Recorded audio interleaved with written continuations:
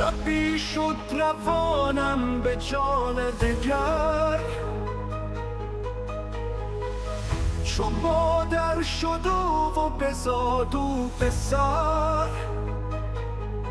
چو روحی به جانش سرودی دمید، ز فرگشتش عیسی وجودی رسید. ز ممنوعه ها چون گذر کرد جان، شود پادشه عقل روشن روان، که شوهر بریزد یکی قتل آب، روانگر بریزد دمی شعر ناب، که شوهر بسازد یکی جسم و تن،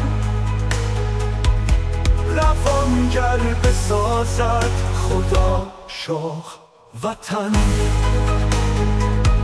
من یا کجا و من ما کجا، بسازم به جانت به شهوت خدا.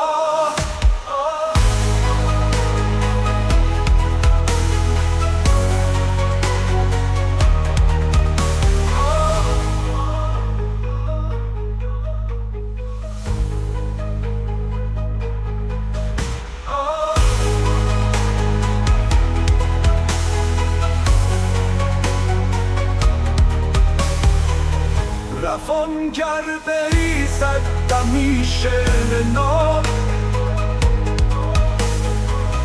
روانگر بسازد خدا شاه وطن. من یا کجا من ما کجا،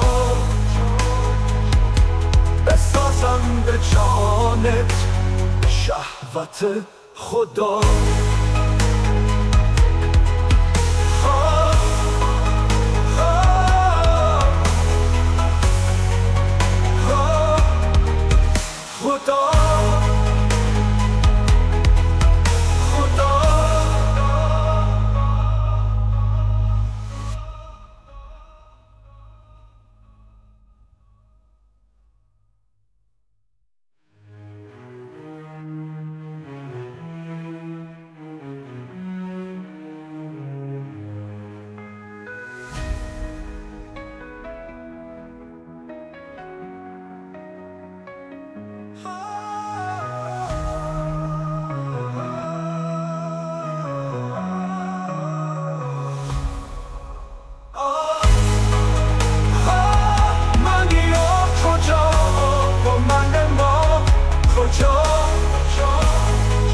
بسازم به جانت به شهوت خدا.